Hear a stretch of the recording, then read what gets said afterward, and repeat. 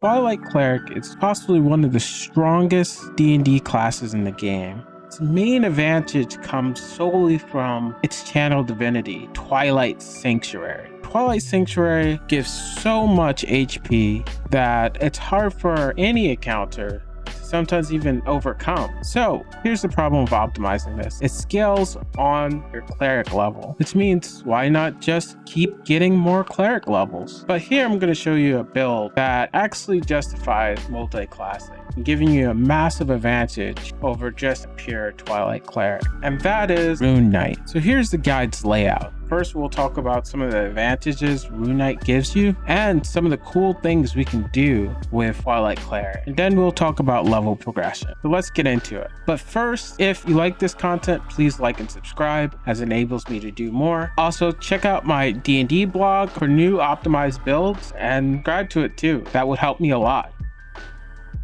Why Rune Knight? There's a few advantages here that we get with Rune Knight. First is our fighting style. There's two useful choices we have with fighting styles. First one is the simple one, and that's defense. While you're wearing armor, you get a 1+ bonus to AC. That just improves our AC, making it a lot stronger, which is pretty useful. The second one is interception. When a creature you can see hits a target other than you within 5 feet of an attack, you can use your reaction to reduce the damage the target takes by 1d10 plus your proficiency bonus, minimum to 0 damage. You must be wearing a shield or a simple martial weapon to use this reaction. This may be useful when we get minions later, as you'll be able to reduce some of that damage pretty easily. Those are really our only options in terms of fighting styles, but defense is a great one as it can just boost your AC, which is pretty effective enough. And second level, we get Action Surge. Action Surge is just awesome. Just get another action. For us, that usually means we can go on the defensive with Spirit Guardians and then the dodge action, or we can use another spell and then go into Spirit Guardians. It's just for one of those times where we may need that extra Nova or just that extra action to take advantage of. We get this back in our short or long rest, so we're able to use it pretty consistently, especially for harder encounters where we would need it. At the third fighter level, we get Rune Knight. This is really powerful for us because of Giant's Might. At third level, you've learned to imbue yourself with the Might of Giants.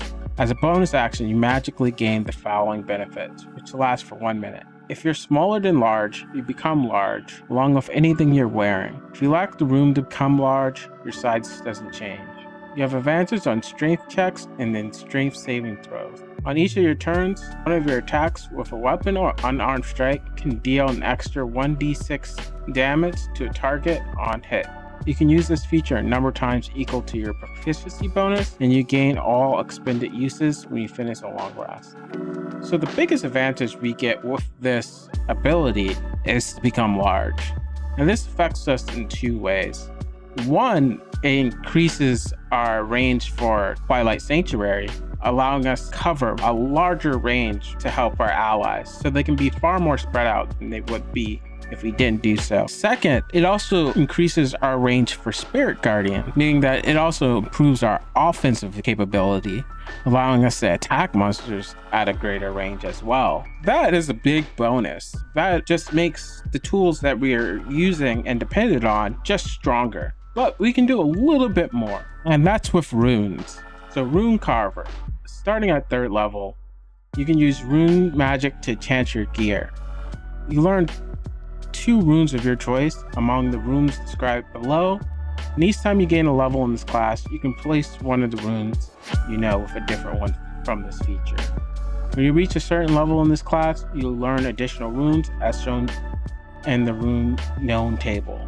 So at third level, we know 2 runes.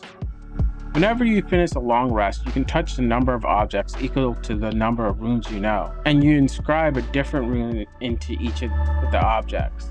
To be eligible, the object must be a weapon, suit of armor, a shield, a piece of jewelry, or something else you can wear or hold in your hand. The rune remains on an object until you finish a long rest, and an object can only bear only one of your runes at a time. Following runes are available to you when you learn a rune. If a rune has a level requirement, you must be at least that level in this class to learn the rune. If a rune requires a saving throw, your rune magic save DC equals 8 plus your proficiency bonus plus your constitution modifier. So I won't cover all the runes, but I will cover the best one. The best is the Cloud rune. This rune emulates the deceptive magic used by some cloud giant. By wearing or carrying an object in stride with this rune, you have advantage on dexterity sleight of hand checks or charisma deception check. In addition, when you or a creature you can see within 30 feet of you is hit by an attack roll, you can use your reaction to invoke the rune and choose a different creature within 30 feet of you, other than the attacker. The chosen creature becomes the target of an attack using the same roll. This magic can transfer the attack's effect, regardless of the attack's range. Once you invoke this rune, you can't do so again until you finish a short or long rest. Now this is insane. This means if you see a big monster attack that can actually even pierce through Twilight Sanctuary, you can just turn it around. As for the second rune, it's really up to you. They're all pretty good, but they are not as nearly as effective as the Cloud rune. So, level progression. How do we level this up? First level, we take Fighter. Fighter gives us good armor, shield, something we can get with Twilight Sanctuary, but it also gives us a con saving throw. And we can pick up the fighting style we want right off the bat. For levels 2 to level 6, it's just Twilight Cleric, as we want to get Twilight Sanctuary and finally Spirit Guardians, allowing us to have the complete set and be the powered cleric as we want. At level 7, we go back to Fighter, picking up Action Surge, allowing us to do a little bit more. And level 8, we pick up Fighter again, finally allowing us to be a Rune Knight, completing the build. And lastly, for the rest of the build, we are Twilight. Final level, at level 10, we can actually vastly improve the damage we do by picking up a feat, Magic Initiate. That comes with a cantrip called Magic Stone. This allows us some level of minion control. This is simple, just use Animate Out Dead out of combat using a level 4 spell to summon 3 skeletons, and then tell them to pick up your magic stones and throw them. So during combat, as a bonus action, just keep making magic stones and have your skeletons throw them for pretty decent damage per round. And that's the cover of the build.